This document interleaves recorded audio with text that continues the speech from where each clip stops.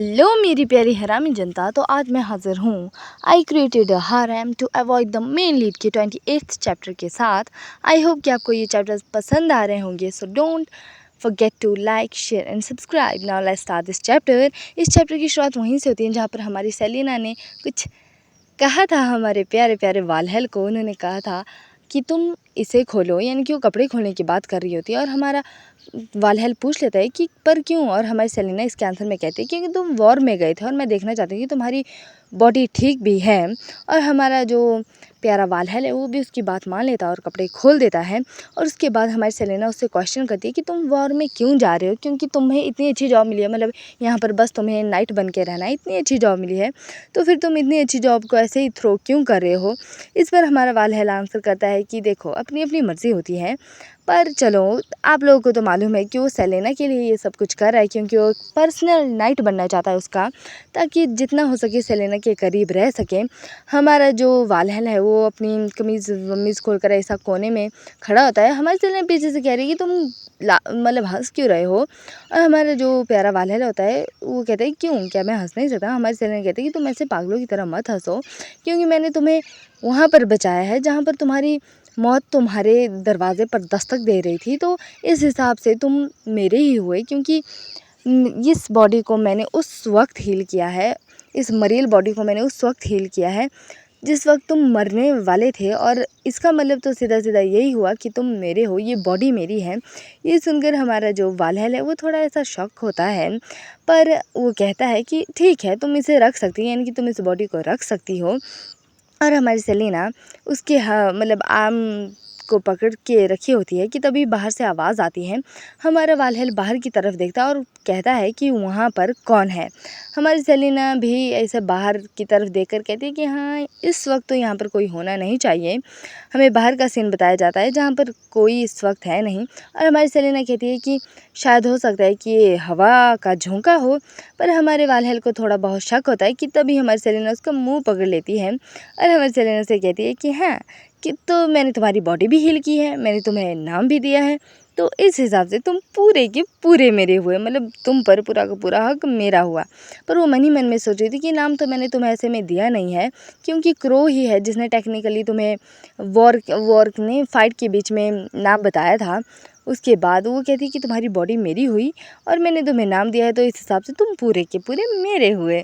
और ये सुनकर हमारा जो वालहल है वो थोड़ा शर्माता है, बट वो कहता है कि हाँ, मैं इस बात का डिनाई नहीं कर सकता, मैं इस बात को मना नहीं कर सकता कि मैं तुम्हारा हुआ पूरा का पूरा, क्योंकि लॉजिक है इस बात में। और फिर हमारी सेलेना उसकी बाजू पर जो तलवारों के टैटू होते हैं उसे देखकर कहती है कि मैं ये सोच रही थी कि तुम्हें ये टैटू पसंद है। और हमारा जो वालहल है वो कहता है कि नहीं नहीं, मुझे ये पसंद तो नहीं है। हमारी सेलेना कहती है अगर तुम्हें इससे कोई ऐसा लेना देना नहीं है तो तुम मतलब इन्हें मतलब हटवा भी सकते हो, अगर ये तुम्हें बुरे लगते हैं, ये तुम्हें अच्छा नहीं लगता।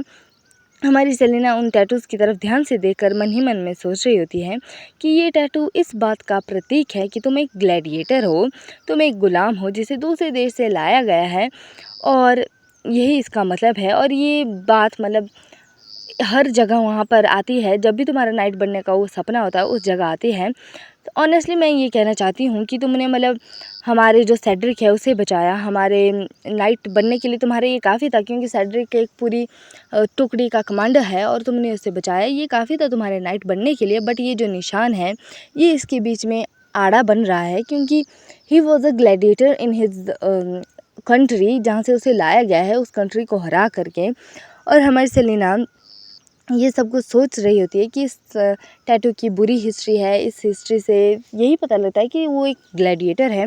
उसके बाद हमारी सेलेना उसे कह देती है अगर तुम्हारा कोई पर्टिकुलर रीज़न नहीं है, कोई पर्सनल रीज़न नहीं है, तो तुम इसे हटा क्यों नहीं देती, तुम इससे गेट रिड क्यों नहीं पा लेती, तुम इससे छुटकारा क्यों नहीं पा लेती। ये सुनकर हमारा जो वालहल है वो उसकी तरफ देखता है और वो उस जहाँ आग जल रही होती है वहाँ पर जाता है।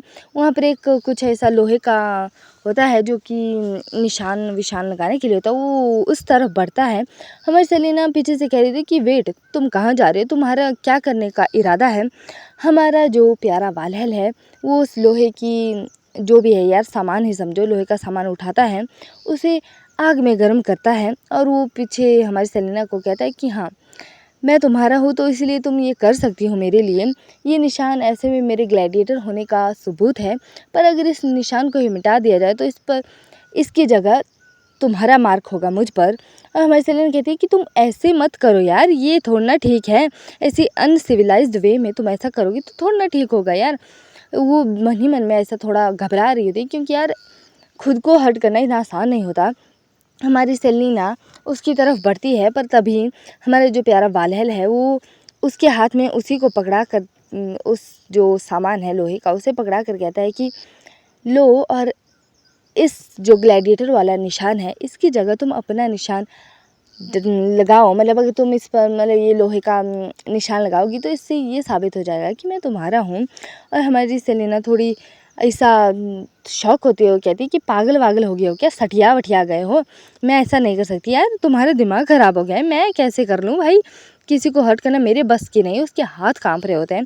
बट हमारा वालहल कहता है कि कम ऑन करो, ऐसा करो, क्योंकि मैं तुम्हारा हूँ, तुम्हें ये सबको बताना होगा, ताकि तुम्हें क्या मतलब इस निशान के ज़रिए सबको पता लगेगा कि मैं तुम्हारा हूँ। और थोड़ी देर बाद सीन ऐसा होता है कि वो नहीं बताया जाता कि निशान विशान लगाया, बट हमें थोड़ी देर बाद सीन बताया जाता है कि हाँ, सेलिना ने कर दिया। उसकी पूरी बॉडी कांप रही होती है, वो बेचारी डरी हुई होती है कि भाई साहब मैंने क्या कर दिया। और हमें हमारे जो वालहल है उसकी बाजू बताई जाती है, जहाँ पर एक मार्क छूट गया होता है, यानी कि जो लोहे का ऐसा सामान से वो निशान लगाया है उसकी जगह वो मार्का आ जाता है। वो ग्लैडिएटर वाला जो स्वॉर्ड्स वाले निशान है वो थोड़े ऐसा फीके फीके हो गए होते हैं, पर पूरी तरह से मिटे नहीं होते हैं। ये देखकर हमारी जो सेलिना है वो थोड़ा घबरा जाती है और कहती है कि इस पर तो स्कार पड़ जाएगा। और वो सोच रही होती है कि भगवान, इतना पेनफुल काम इस बंदे ने कर कैसे लिया, मतलब यहाँ पर हिम्मत नहीं पड़ती है मुझसे। इस बंदे ने उस निशान से गेट रेड पाने के लिए, छुटकारा पाने के लिए ये सब कुछ कर दिया, और इस वजह से इसकी बॉडी पर स्कार रह जाएगा। और वो जो स्टोन है वो ढूंढने लगती है कि मैजिक स्टोन यहीं होना चाहिए, इसी जो चोगा है वो लाया होता है उसी में होना चाहिए। और वो उस चोगे की तरफ बढ़ती है और वो उस पत्थर को ढूंढने लगती है जिससे वो हील करती है।